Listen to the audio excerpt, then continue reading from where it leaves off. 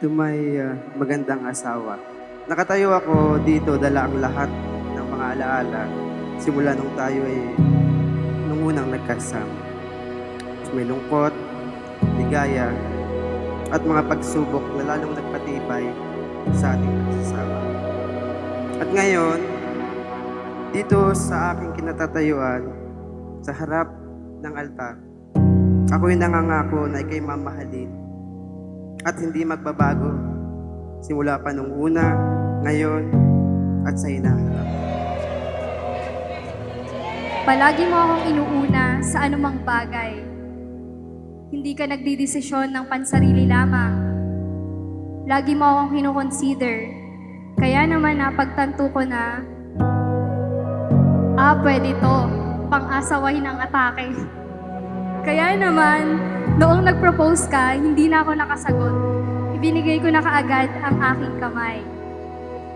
Kasi alam kong sa future natin, magiging mabuting asawa at tatay ka ng mga magiging anak natin.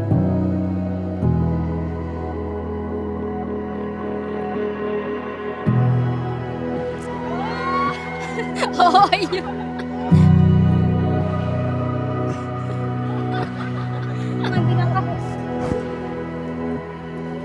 Thank you po, nanay and tatay, sa pagmamahal, tsaka sa sakripisyo.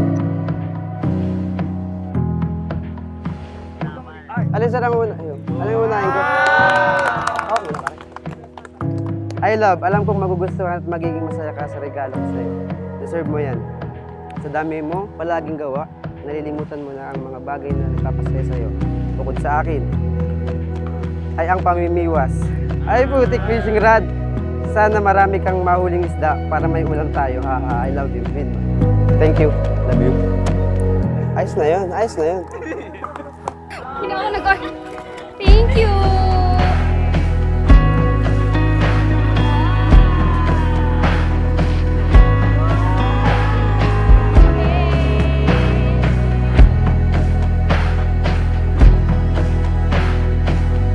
Sabi po ni San Agustin, dapat ay nadun din yung tinatawag niya good of fidelity. Sa pamagitan din ng inyong pag-oo sa sakramento ng kasal, kalakip noon ay ang pangako na kayo ay magiging tapat sa isa't isa. Dahil may kadugsong yung sinabi ni Jesus, hindi lamang po niya sinabi na hindi na kayo dalawa kundi iisa. Sabi pa po niya, ang pinagsama ng Diyos ay huwag paghiwalayin ng tao. Huwag paghiwalayin. Ibig sabihin, ang inyong kasal, yung inyong oo, nasasabihin ay walang expiration. Dapat yun ay oo ngayon, oo pa rin bukas, oo hanggang wakas, oo hanggang kamatayan. Dahil ang inyong pagsama bilang mag-asawa ay panghabang buhay.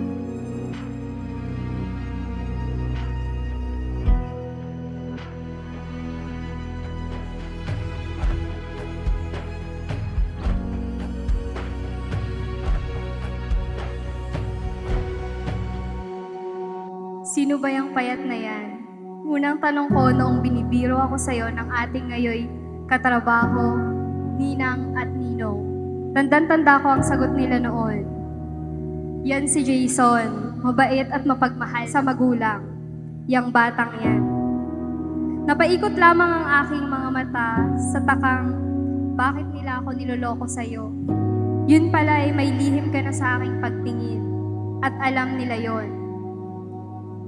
Hindi naging madali para sa'yo ang panliligaw dahil hindi kita pinapansin.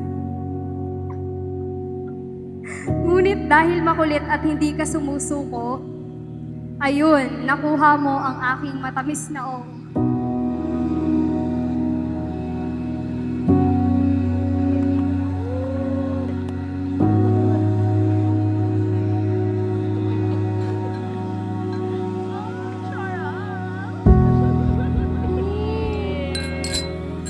Cheers!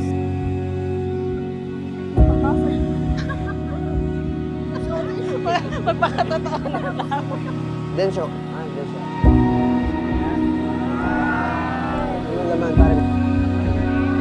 Thank you so much sa inyo sa pagbaya.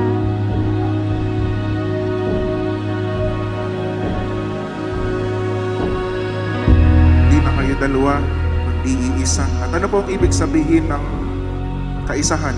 Ano po ang ibig sabihin ng unity sa konteksto ng kasal? Ang ibig sabihin ng kaisahan ay hindi po pagtira lamang sa isang tahanan. Ang ibig sabihin ng kaisahan ay hindi lamang pamumuhay na magkasama, kundi ang ibig sabihin nun ay kahandaan ninyo